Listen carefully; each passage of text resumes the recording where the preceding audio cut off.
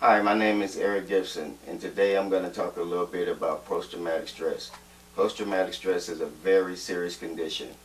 Most of our Vietnam veterans and soldiers from the Iraq-Afghanistan war have came back and they suffer from post-traumatic stress.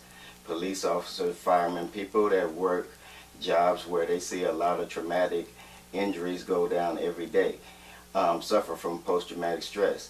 I suffer from post-traumatic stress. I seen 1993 I was shot 5 times with a .357.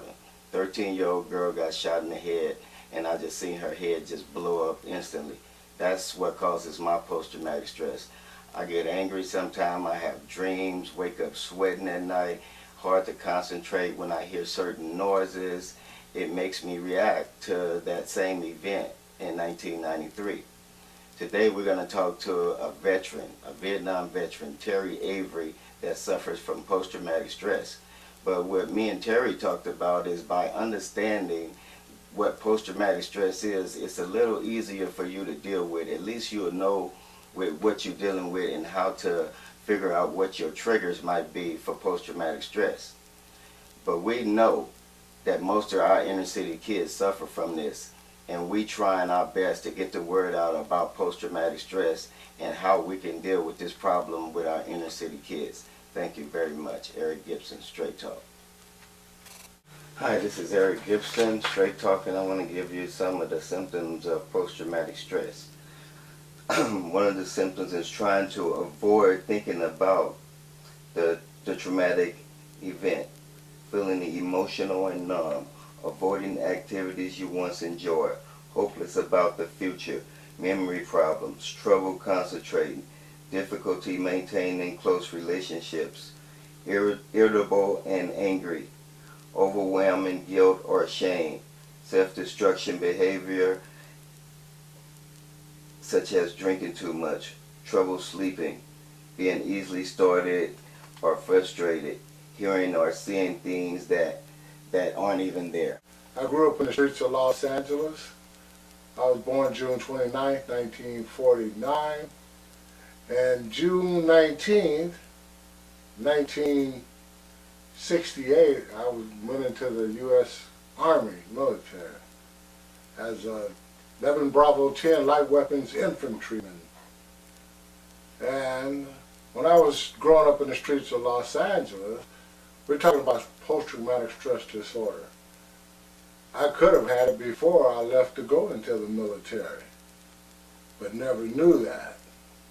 I grew up in gang territory, Jordan Down Projects, the Nickerson Garden Project, and the Imperial Courts. I was in that era. So in 1968, to make a long story short, I went to Vietnam. November 25th, I went to Southeast Asia. I was in the 25th Infantry Division, 3rd and 22nd Infantry, 2nd 27 Wolfhounds. Seen a lot of combat. Psychiatrists who dealt with it. I went to classes, and I told them the same thing I'm telling y'all now.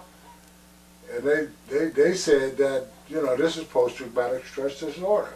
And when they diagnosed you with post-traumatic stress disorder, then you was able to deal with it a little bit more. Oh yeah, because the reason why I could deal with it a little better, I knew what I had then. Then I knew how to approach it, or how to work it, how to deal with it, what not to do to bring it on. You know, I knew more about it. I was more educated about it then. And I learned that at those classes that the government was giving us for veterans who had post-traumatic stress, but they didn't say you had post-traumatic stress. Come to these classes.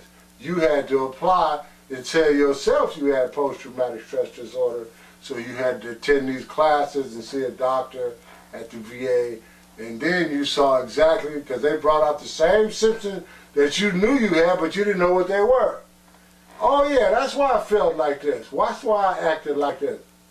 Why didn't I come home? I didn't take a bath for weeks on end because of the post-traumatic stress.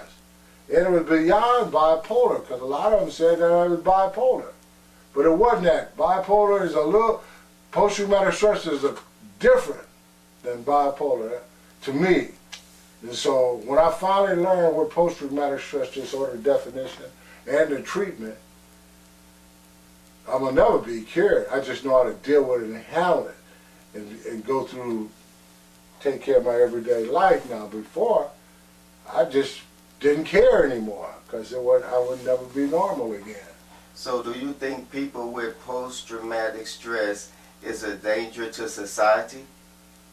Oh yeah, of course they are, because I think they're a danger to society, because especially if they're not getting no treatment, they're not being educated on what they have.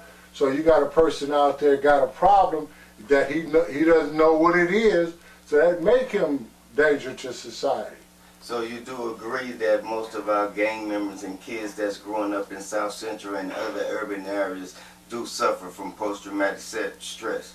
Of course that they do, because now I knew when I was of that age, kids back in South Central LA, living in Jordan Down Project, I had 7 brothers, and we all went to jail and had problems with authority and didn't know it could have been post-traumatic stress disorder, and probably was. You know, with no father figure, a problem with authority, you know, in your life, and not having the things that you see everybody else have, you couldn't get them, or society wouldn't allow you to have them. That is post-traumatic stress. And only people I can take it out is the people who lived around me. You know, so I took whatever somebody else had, because I couldn't have it. You know, so what do? When there's a situation like that? You take it from people who live in your neighborhood. That's what caused the problems.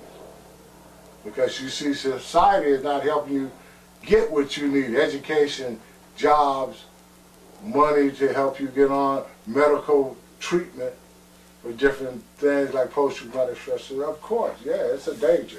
Person with post-traumatic stress disorder who don't know they have it, especially a young person, a gangbanger who's been in the ghetto and been fighting this all his life. Oh yeah. Oh yeah. It's common.